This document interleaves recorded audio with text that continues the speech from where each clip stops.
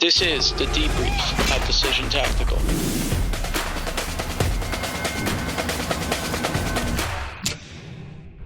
I'm here with Mike Cluck.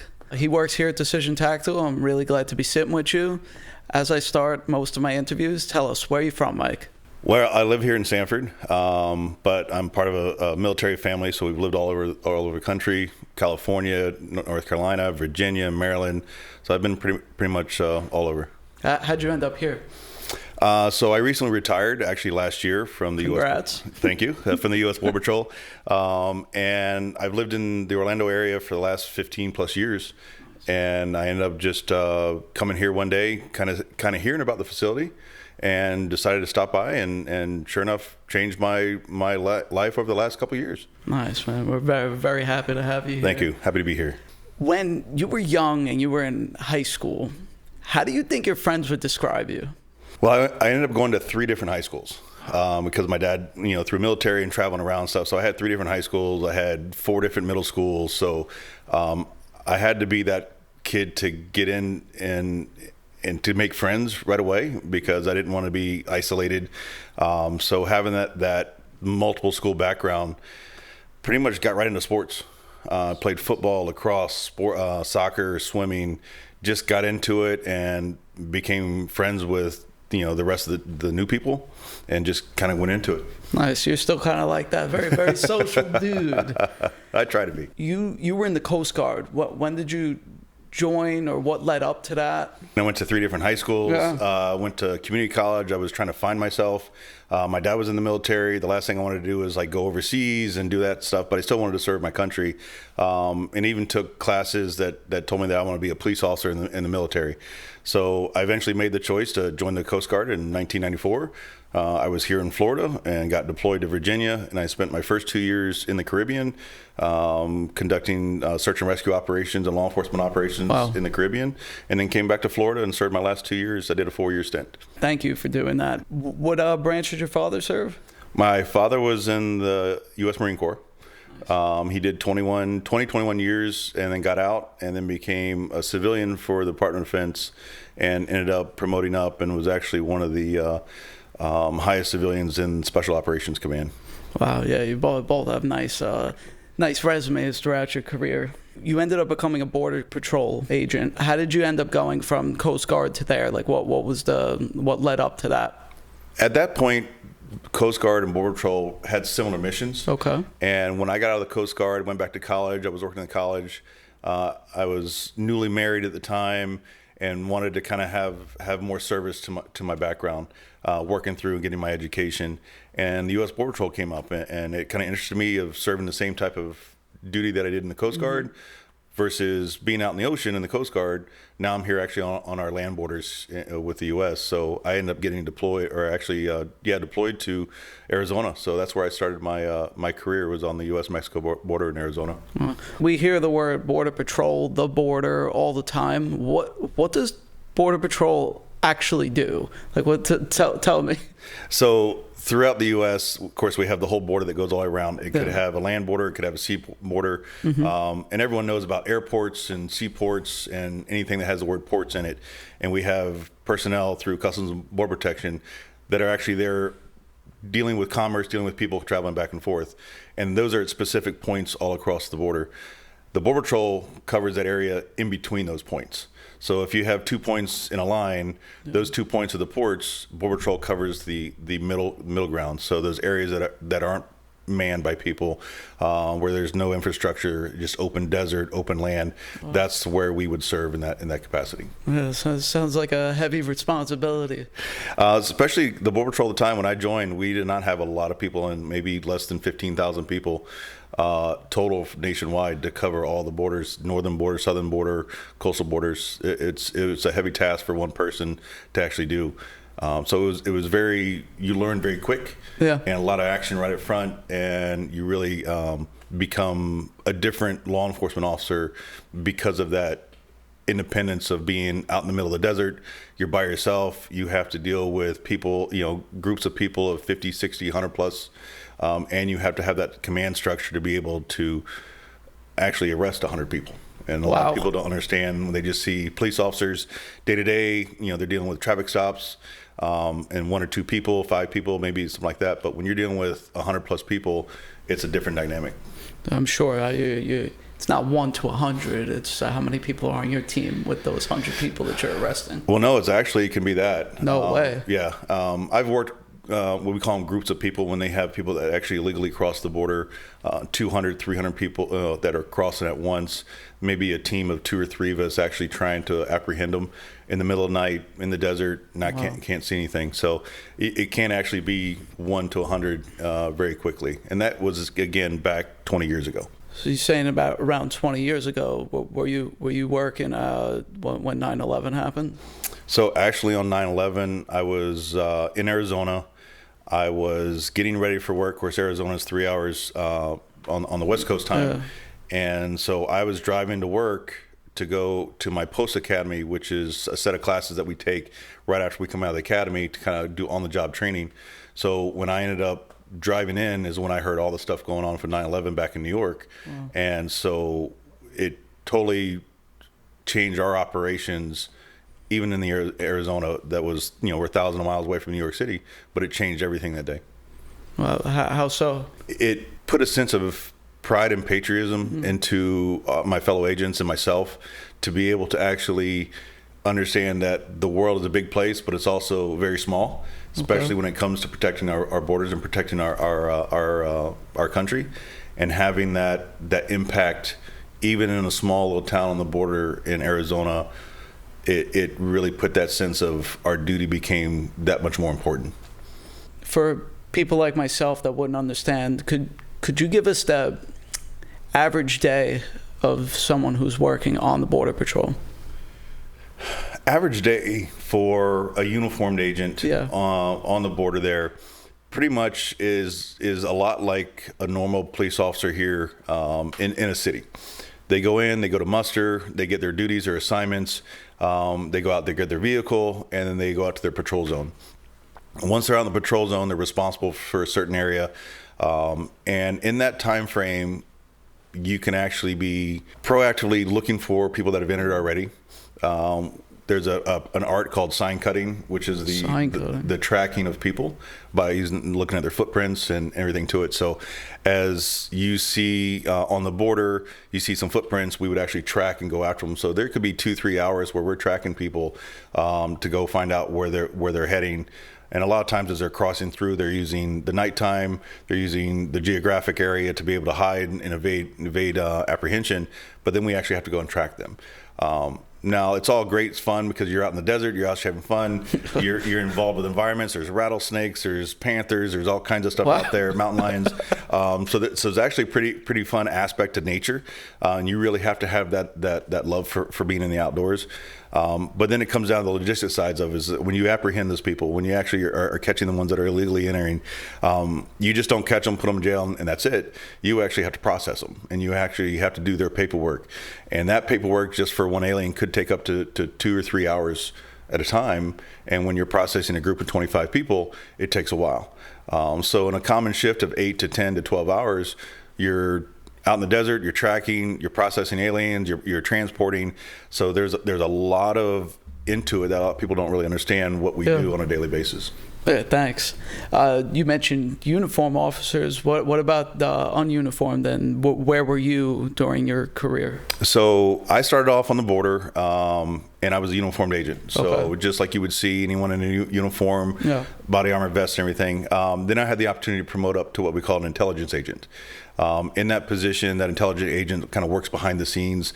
They're the ones that actually we're looking for the smugglers.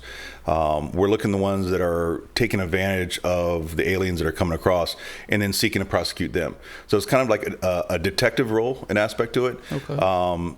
But also in a capacity where we're in plain clothes, we're in unmarked vehicles, and having the ability to do the further research than just the average agent that's in uniform working the border. Wow, dude, you've had to have seen it all. Do you have like a crazy story that you're allowed to share? Well, I since my career kind of spread over to 23 years. Wow. From being out in Arizona, being here in Florida. I was also a trainer of all of our intelligence agents for several years, where I traveled across the country. One of the cool aspects of my job that I got into is our red team. Our red team is an operational testing team, where we actually would go to different areas and role play. And role play in the fact that I had an undercover identity. I had the ability to go across into Canada or into Mexico and be able to then come in and act like I'm somebody new coming to the U.S. So having the ability to have this identity come in and then be inspected or be apprehended, having those aspects to it, it was actually really fun to operationally test people. I've had my own fellow agents recognize me, but not say anything because they know what was going on. But then I've had people that I've never met before not know who I am in the capacity, and going through hours of interrogation of them interrogating me. So having those type of fun experiences was probably one of my most rewarding time frames to be able to do that. And it was a good aspect to be able to help train our people. And unfortunately, I've had the experience in the job to be exposed to actually real terrorism threats. Wow.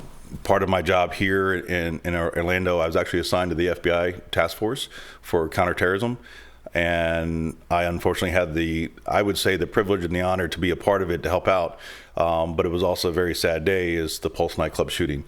So I was involved in that, and having the ability to see everything else going on, not only within an agency, but how the community came and responded and actually supported what we were doing. What do you have to say about the process of about like how your team and the local PD handled a situation like that? It was an amazing experience. Some people that were in Pulse nightclub at that time, the first responders that were there, taking action, taking fire, having that whole environment, I was a little bit off on the peripheral. I was called in the middle of the night, woken up, had to respond, but then I was directed off to the hospitals to help deal with process with the victims that were coming through. Me being a federal agent at the time, arriving to the hospital, being one of the first people on scene, but then to see other federal agencies, other local agencies, the police agencies come in, and there was no question, there was no, what am I supposed to do here? Why am I here? It was, what needs to be done, let's get it done. And to see just the law enforcement community come in effect and work together in that capacity, in that moment of terror, was amazing to me. And for me, that I'm a federal agent, but I have no authority over the state and locals, having that ability for them to take my charge, for me to take their charge. And then on top of it, the first responders at the hospitals, the nurses, the doctors, they were just as much on board as we were to address these issues and how to deal with victims that had a lot of injuries, a lot of severe injuries, as well as a lot of other issues, some bloodborne pathogen issues going on. Wow. So we had to help protect care of ourselves. And so it was not just something that you would think is a singular moment. It was so much coming into it, and then having that camaraderie and having that bonding, something that the average civilian wouldn't see. Yeah. But having that experience that I experienced firsthand, it was actually one of the most amazing times of my life. Thank you for sharing that. It's cool to speak with you and other people in our community that have served in ways like that. On this psychology side, you being a cop, border patrol agent, all different types of agents, it sounds like. How does that impact your life now as a civilian? Like when you go around thinking, like to yourself, how you look at people? So learning the job, going through it as a rookie, as a trainee, then becoming invested, becoming more senior, and having a elevated sense of position, but then going to retirement, it's completely like a huge disconnect. So psychologically wise, it's a process where retirees that have done the job so much have to decompress. They have to then try to like scale down, because I have no more authority as a border. I can't go and arrest anybody to it. I mean, I can do a civilian's arrest, type of thing, but I don't have that ability to more. And having outlets, having that aspect to be able to decompress from that life of law enforcement, transition to civilians. Now, do I still get heightened because I see something, I'm in an area? Do I still sit with my back, so I can see the door? absolutely all the time. That's just something that's ingrained, but psychologically it does change. I did read a report one time. It takes about 22 months for law enforcement officers that retired to be able to decompress and fully kind of like be integrated back into a normal society, if that's a phrase to use. I've been retired since December 23, and I actually see it for true of that psychological things you go through. I no longer have a gun on my hip. I no longer have credentials to be able to grab and show and have that aspect to it. So there's these things that we go through, and to be able to help mitigate is to have outlets. And one of the outlets I found was Decision Tactical. So how'd you come across Decision Tactical, and I guess how are you using that as an outlet? So I actually came across Decision Tactical when they first opened. Okay. It was through a Facebook feed, and then they were given a free tour. And so I'd come for a free tour, and this was about a couple months after I retired. So it was like February timeframe of 2024. And I thought it was a pretty cool place. The first thing that impacted me when I first came in was the motto that's on Decision Tactical: save lives, bridge divides. I didn't know what it meant, but I kind of had an idea, but I didn't know exactly how it meant here. As I took the tour, kind of saw the facility and the very early aspects of Decision Tactical, I really got to understand what that motto meant. Being retired, I didn't want to work right away.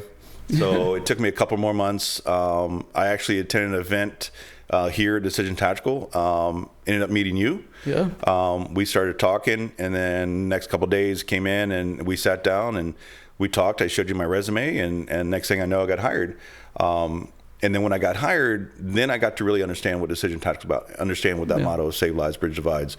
And having that connection to law enforcement, having that connection to other military veterans, and then having the ability to have a social outlet too as well has actually helped me a lot going through this.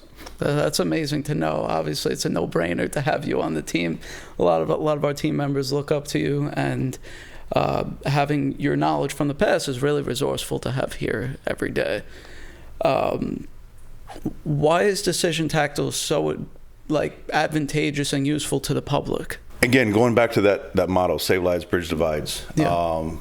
The second part, which is that bridge divides, is having the general public, the civilian population, be exposed to a training facility such as we are, that incorporates law enforcement, incorporates a veteran status that some people may not have wanted to serve or had wanted to serve. It gives them a glimpse into a life like that. Yeah. And it shows other people's dedication, their commitment to service, public service, commitment to our country as well, and be able to incorporate that in their everyday lives, and also they get to learn something. So not only we're exposing them to, say, a law enforcement scenario, but we're also teaching them to be proper gun handlers when they're actually decided they want to buy a gun, or if they have had a fear of weapons. We actually can break those fears down to be able to do that. I did have a perfect example of this one lady that showed up, had never been here before. No. She was probably in her late 70s, never shot a gun before, was very afraid of actually holding a gun. And in our environment, she held that gun. At the end of their experience here, it was almost tears to see her so happy and like breaking down that barrier, which is a story that I took, because me being an instructor myself, to see one of my students in that aspect to it grow and build that confidence in their lives. It proved everything that what Decision Tactical is doing, and that's why I'm here. I love that. I feel exactly the same way. I can't teach the way that Mike's able to teach. Tell us a little bit about your courses and the courses that you've been able to start here. So one of the jobs I had when I was with my agency is I was a firearms instructor. I was a firearms instructor since 2008 to about 2022. But I was also an active shooter instructor. Then, of course, my experience in training with active shooters, as well as like the Pulse nightclub shooting and stuff, having that environment, the real world application of it.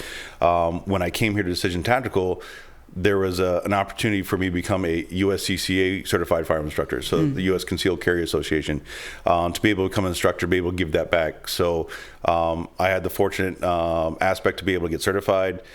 Our classes that we give here, in addition to our normal operations, is we have first shots class. Our first shots class is a fundamentals class about how to hold a weapon, proper grip, stance, that aspect to it, and then we incorporate our range to help build muscle memory. The other class that we have coming out is our home defense plans. That's a class where we actually take the civilians and talk about their own homes, what to do in their own home in case something happens. If someone breaks in, what do you do? If someone comes into your house, has that aspect to it, how do you defend your own home? And then we talk about some of the legalities of it, and then we give that civilian, that person that has never maybe thought about their own home as their own castle, and be able to help to protect that castle. So we're giving some tips and ideas to help build people to have their own home safety. That's amazing. Yeah, you and Lewis have done a tremendous job. As someone who's served in law enforcement and was on the job for a lot of years, would you have wanted to have Decision Tactical as a training opportunity while you were working? Absolutely. The military and law enforcement community, they've developed similar technology, what's going on here. We have scenarios that are 360 immersive. We have a house scenario that is basically a real house. Like you walk into, it's a real house. In the law enforcement community, they have similar setups, but it's only a 180-degree screen, or it's a 270 screen, and you're sitting in the middle and you have to deal with a specific scenario. Having that aspect to it, having that additional training to be able to go through a house would have been, especially in my early career, really understand how to complete the tactics, be safe, in my own, in the own service as I was going through it. But here, having this technology that they've created, having these scenarios, the level of detail puts even me back in the mindset of when I was back on the job. Wow. And understands like, oh, okay, I have to clear this corner, I have to do this. Having these tactics that I've built into my body so long, it automatically comes out. So it helps dealing with that. And then civilians that have never dealt with that, it gives them that little bit of a stressor, a little bit of adrenaline rush. So they understand, wait a minute, there's this gap that law enforcement has to be able to address where, civilian doesn't. And it gives them a little bit of understanding. So having that cross training, but the scenarios and stuff, and this would have been 20 years ago. This would have been state of the art. I mean, it's state of the art now. Yeah. But 20 years ago, it would have been that element that would have changed agencies across the nation. What do you see for the future of Decision Tactical and the training here, for that matter?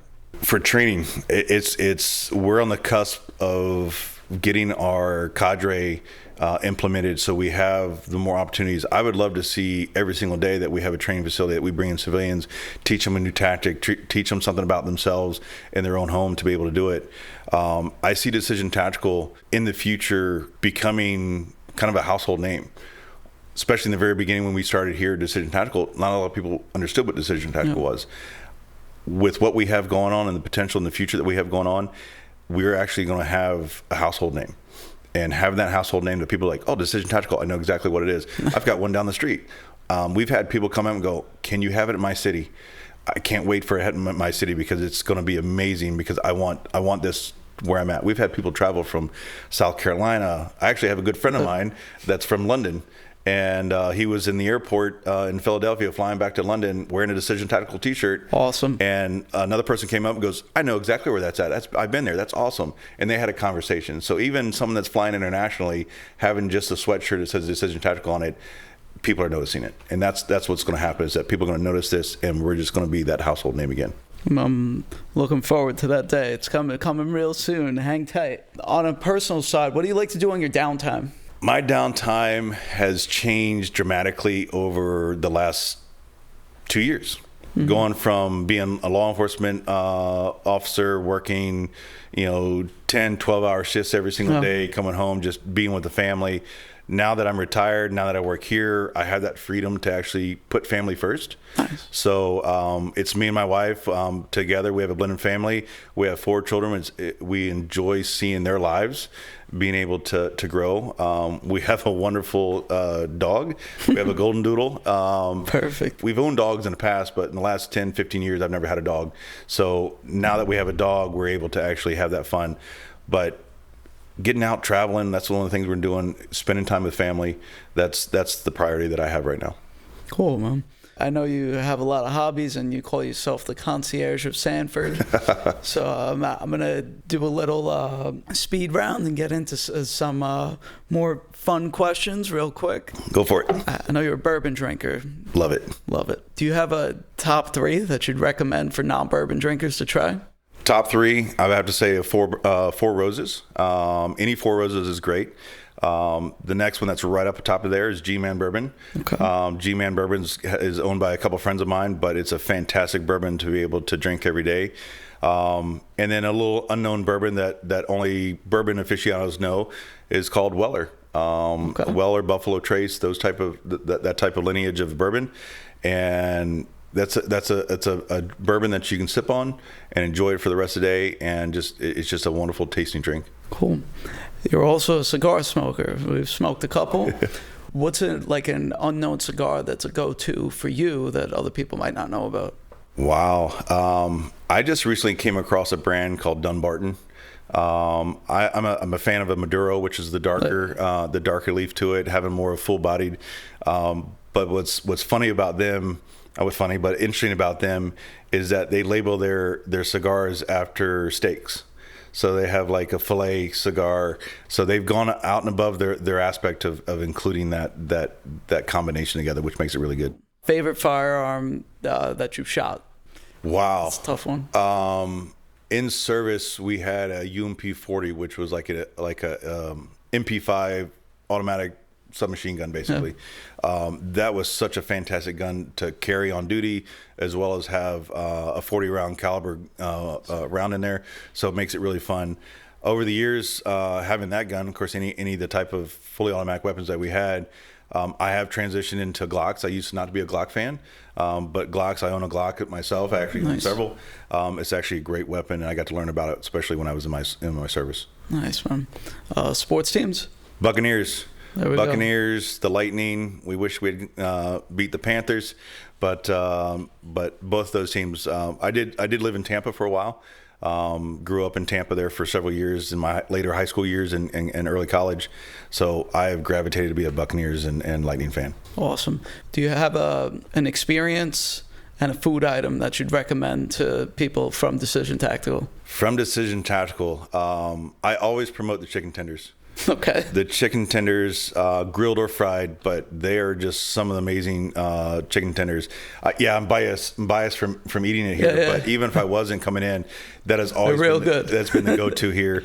The experience here, house. Okay, great. I mean, I'm the range master, one of the range masters here that we have it, and been doing that for a long time. Love that interaction, but to put someone into our house scenario, which is our most interactive scenario here, having that scenario and seeing people respond in different ways to different ones. I can send 2 people in, they experience it one way. The next 2 people experience a completely different way. So having that ability to go from one experience to the next and be able to come back and do it again, even with a different experience of how they've responded the first time, makes it the most fun experience that we've had. Awesome. Well, thank you, Mike.